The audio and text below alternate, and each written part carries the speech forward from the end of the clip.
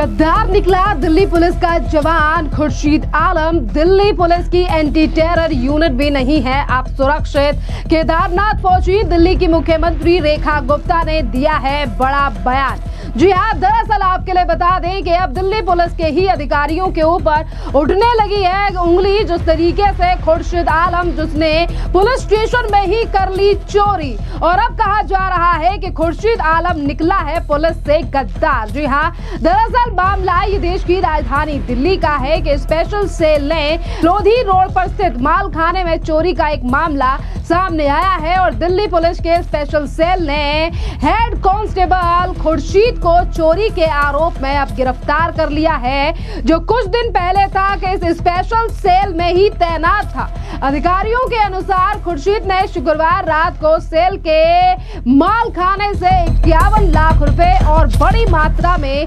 आभूषण चोरी कर लिए और उसके बाद फरार हो गया। पर सीसीटीवी की जानकारी से खुर्शीद आलम की आ गई सच्चाई सामने, जो कि इसी दिल्ली पुलिस के हेड कांस्टेबल था। और अब उसे बड़ी घटना की जानकारी यानी कि माल खाना प्रभारी को थोड़ी देर बाद ही गिरफ्तार हो गया, जिसके बाद सीसीटीवी फुटेज की जांच के बाद हेड कांस्टेबल खुर्शीद की पहचान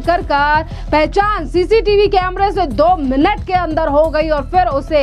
कार्रवाई करते हुए गिरफ्तार कर लिया गया है। आपके लिए बता दें कि स्पेशल सेल के अनुसार हेड कांस्टेबल खुर्शीद आलम पहले माल खाने में ही तैनात था, लेकिन कुछ दिन पहले उसका ट्रांसफर कर दिया गया था पूर्वी दिल्ली में। एक और जैसे ही उसका ट्रांसफर हुआ खुर्शीद आलम का, जिसके बाद उसने प्लानिंग के तहत सोचा कि अब मेरा ट्रांसफर कहीं और हो चुका है तो क्यों ना जहां पर मैं तैनात था वहां से जो तमाम रकम रखी हुई थी, जो पैसा रखा हुआ था और जो बड़ी मात्रा में ज्वेलरी रखी हुई थी, उन तमाम चीजों को चोरी कर भाग गया था खुर्शीद आलम। पर दिल्ली पुलिस की क्राइम ब्रांच की एंटी नारकोटिक्स टास्क फोर्स ने यानी कि एनटीएफ ने यानी कि इसे गिरफ्तार किया और उसके बाद यानी कि अपने ही अधिकारी को गिरफ्तार कर लिया है। और आपके लिए बता दें कि ये जो तमाम पैसा और जितना सामान यहाँ पर रखा गया था, ये पहले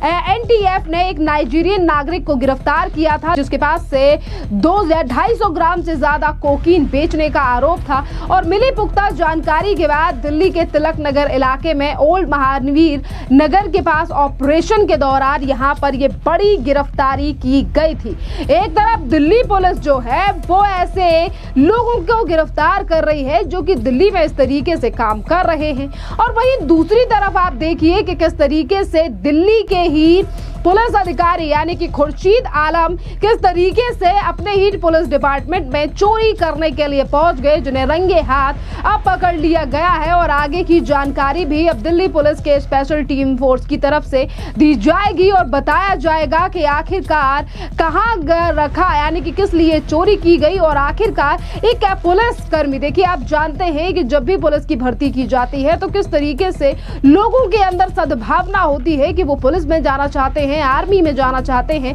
पर खुर्शीद आलम जिस तरीके से दिल्ली पुलिस के साथ गद्दारी कर रहे थे, अब उनके ऊपर बड़ा एक्शन लिया जाएगा और हो सकता है कि अब अपनी नौकरी से भी हाथ धोने पड़े खुर्शीद आलम के लिए। जिस तरीके से डिपार्टमेंट में चोरी 51 लाख रुपए और बड़ी कैश की यानी कि कैश के साथ साथ सोने को भी चोरी किया गया था। वहीं अगर हम बात करें, क्योंकि ये कानूनी मामला है, गिरफ्तारी हो चुकी है, आगे चलकर शायद खुर्शीद आलम को दिल्ली पुलिस के द्वारा कोर्ट में भी पेश किया जाएगा। बात यहाँ पर अगर दिल्ली पुलिस की जाए तो इन दिनों दिल्ली की मुख्यमंत्री रेखा गुप्ता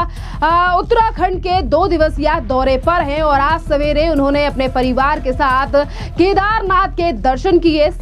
और इसी के साथ सीएम रेखा गुप्ता ने रुद्राभिषेक कर देश भर का प्रदेश जन कल्याण की कामना की है और यात्रा व्यवस्थाओं के लिए उत्तराखंड सरकार की सराहना भी की है कि किस तरीके से यहाँ पर तमाम चीजों को लेकर मैनेजमेंट सरकार के द्वारा किया गया है। और केदारनाथ के दर्शन करने के बाद कई और अहम बड़ी बातें दिल्ली को लेकर भी कही है दिल्ली की मुख्यमंत्री ने। और क्या क्या कुछ कहा है दिल्ली की मुख्यमंत्री ने, सुनिए मुख्यमंत्री का बयान। आज बहुत ही प्रसन्नता का अनुभव हो रहा है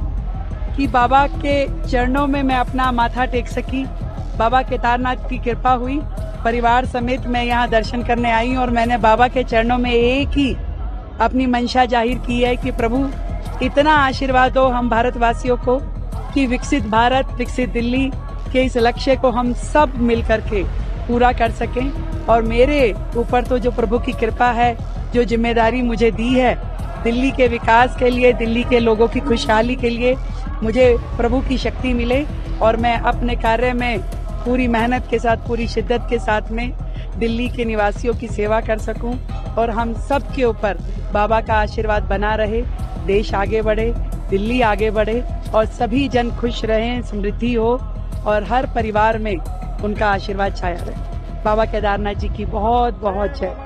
जय बाबा केदारनाथ, हर हर महादेव। देखिए, आपने देखा सुना कि मुख्यमंत्री ने सीधे तौर पर कहा है कि हम देश के साथ साथ दिल्ली के विकास के लिए भी आशीर्वाद मांग रहे हैं, क्योंकि दिल्ली में अब सरकार बदल चुकी है और हम दिल्ली में विकास के लिए और परिवर्तन के लिए निरंतर काम कर रहे हैं। बाप के लिए बता दें कि दिल्ली में रेखा गुप्ता की सरकार को बने हुए अब 3 महीने से ज्यादा का समय हो चुका है और पिछले ही दिनों सरकार ने अपने 100 दिन का रिपोर्ट कार्ड भी पेश किया और उन्होंने बताया कि इन 100 दिनों में क्या क्या काम भारतीय जनता पार्टी की सरकार के द्वारा दिल्ली में किए गए हैं। और इसी के साथ आपके लिए बता दें कि दिल्ली में काम और वहीं दूसरी तरफ पिछली सरकारों के द्वारा हुए भ्रष्टाचारों से भी लगातार पर्दा उठाने का काम दिल्ली की सरकार कर रही है। और उनका यही कहना है कि इस बार हम दिल्ली की जनता को दिखा कर रहेंगे कि पहले की सरकारों में और हमारी सरकार में कितना ज्यादा फर्क है। काम के आधार पर अगर हम बात करें तो दिल्ली में एक तरफ रोडवेज से लेके यानी कि रोडों के काम का विनिर्माण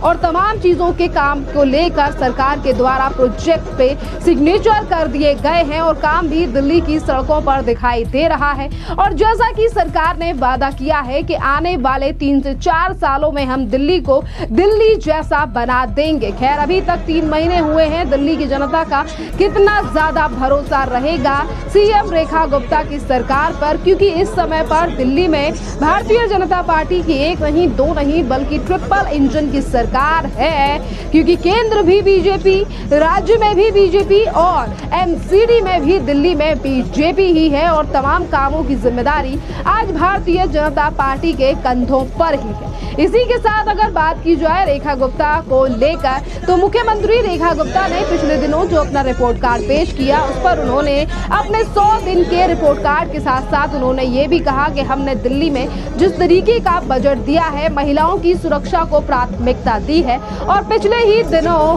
कई बसें दिल्ली में लॉन्च की गई हैं ट्रैफिक और तमाम चीजों से बचने के लिए। और दिल्ली की जनता का इस पर क्या कहना रहेगा, क्योंकि देखिए अभी ज्यादा समय नहीं हुआ है दिल्ली की जनता को, पर जैसा कि जैसे जैसे सरकार आगे बढ़ रही है उस पर जनता अपने आप ही मीडिया से लेकर सोशल मीडिया पर अपनी राय सरकार को लेकर रखेगी। बात यहाँ पर अगर केदारनाथ की जाए तो पहले ही पुष्करधामी सरकार के द्वारा उत्तराखंड में पर्यटन को बढ़ाने के लिए कई नए प्रयासों की शुरुआत की जा चुकी है। और वहीं दूसरी तरफ केदारनाथ से लेकर धाम की यात्रा से पहले भी सरकार के द्वारा कई बड़े कदम उठाए गए हैं, जिसमें नागरिकों की सुरक्षा व्यवस्था से लेकर पर्यटकों की भी काफी ज्यादा उनका ध्यान रखा गया है। और इसी बात की तारीफ भी मुख्यमंत्री ने अपनी वीडियो में, अपने बयान में की है, जो कि आप सुन चुके हैं। धन्यवाद।